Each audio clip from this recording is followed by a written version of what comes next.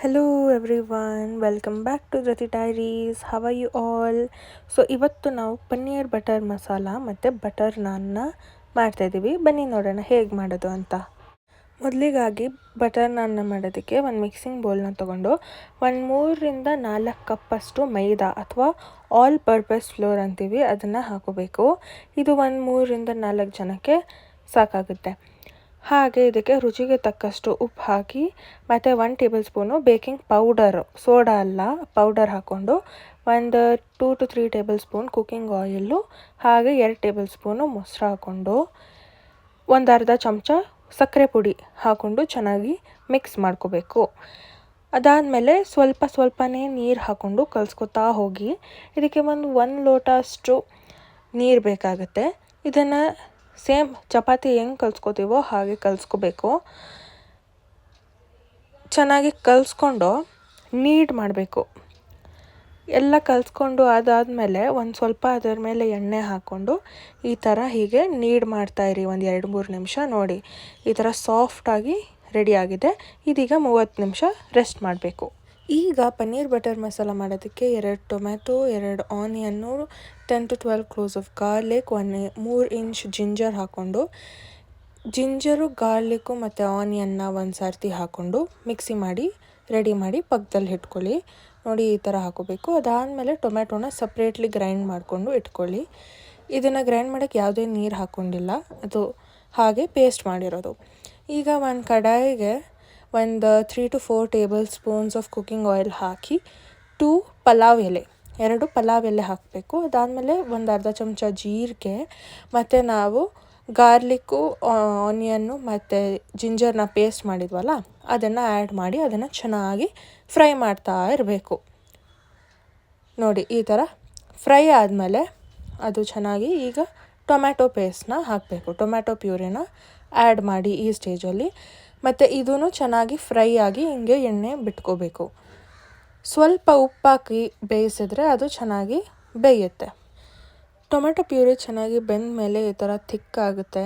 ಈಗ ಇದಕ್ಕೆ ಡ್ರೈ ಮಸಾಲೆ ಪುಡಿಗಳೆಲ್ಲ ಹಾಕೊಬೇಕು. ಫಸ್ಟು ಧನಿಯಾ ಪೌಡರು, ಹಾಗೆ ಜೀರಿಗೆ ಪುಡಿ ಮತ್ತು garam masala, Kashmiri red chilli powder, ಹಾಗೆಯೇ ಅದಾದಮೇಲೆ ಅರಿಶಿನ ಹಾಕ್ಕೋಬೇಕು.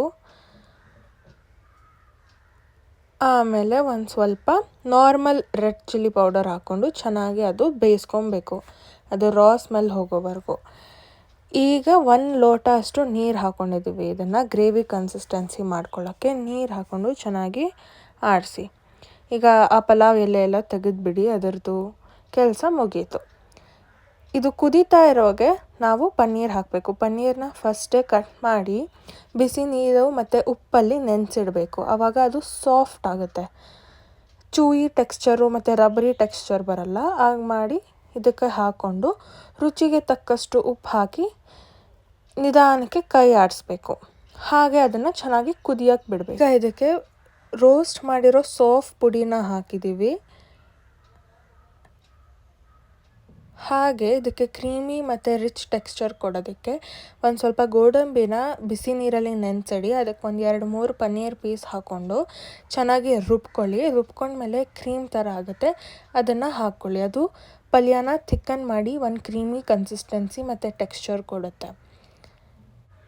ಇದಾದಮೇಲೆ ಇದಕ್ಕೆ 1 ಚಿಕ್ಕ ಸ್ಪೂನು ಸಕ್ಕರೆ, ಹಾಗೆ 2 ಕಟ್ ಮಾಡಿರೋ ಗ್ರೀನ್ ಚಿಲ್ಲೀಸ್ ಹಾಕಿ 2 ಸ್ಪೂನ್ ಕಸೂರಿ ಮೇಥಿನ ಡ್ರೈ ರೋಸ್ಟ್ ಮಾಡಿಕೊಂಡು ಪುಡಿ ಮಾಡಿಬಿಟ್ಟು ಇದಕ್ಕೆ ಆ್ಯಡ್ ಮಾಡಬೇಕು. ನೋಡಿ ಹೇಗೆ ಕಾಣ್ತಾ ಇದೆ ನಮ್ಮ ಪನ್ನೀರ್ ಬಟರ್ ಮಸಾಲ. ಮತ್ತು ಈಗ ಇದಕ್ಕೆ ತಡ್ಕ ಕೊಡೋದಕ್ಕೆ 1 ಸ್ಪೂನ್ ಬಟರ್ಗೆ ಅರ್ಧ spoon Kashmiri red chilli powder ಹಾಕ್ಕೊಂಡು ಫ್ರೈ ಮಾಡಿ ಇದಕ್ಕೆ ಆ್ಯಡ್ ಮಾಡಿ. ಹಾಗೆ last but not the least ನಮ್ಮ ಕ್ರೀಮ್. ಸೊ ನಮ್ಮ ಮನೇಲಿ ಕ್ರೀಮ್ ಇತ್ತು ಅಂತ ಹಾಕ್ತಾಯಿದ್ವಿ. ಇದು ಮಿಲ್ಕಿ ಮಿಸ್ಟು, ನಾವು ಹಾಲಿನ ಕೆನೆ ಕೂಡ ಇದಕ್ಕೆ ಹಾಕೋಬೋದು.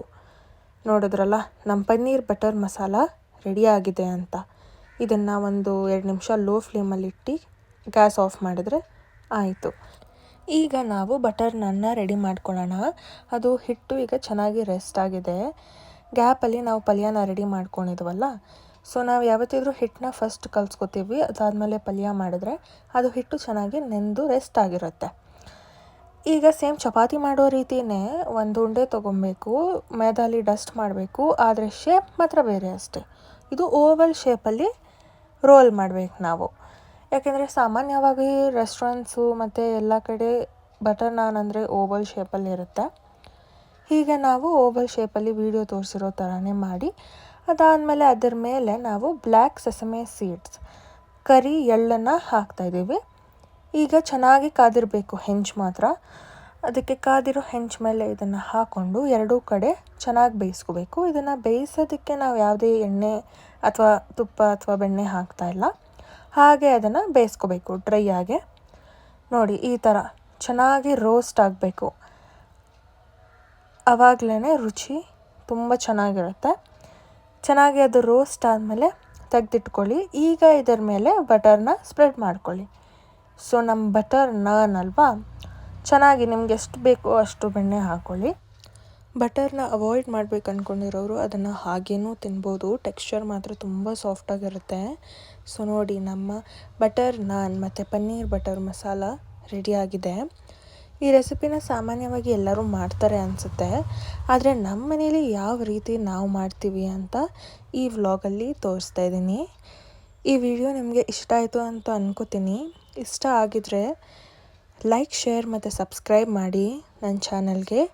ಹಾಗೆ ಈ ರೆಸಿಪಿನ ನೀವು ನಿಮ್ಮ ಮನೇಲಿ ಒಂದು ಸಾತಿ ಟ್ರೈ ಮಾಡಿ ನನಗೆ ಕಮೆಂಟ್ ಮಾಡಿ ತಿಳಿಸಿ ಹೇಗಿತ್ತು ಅಂತ. Thank you so much for watching my video. Bye.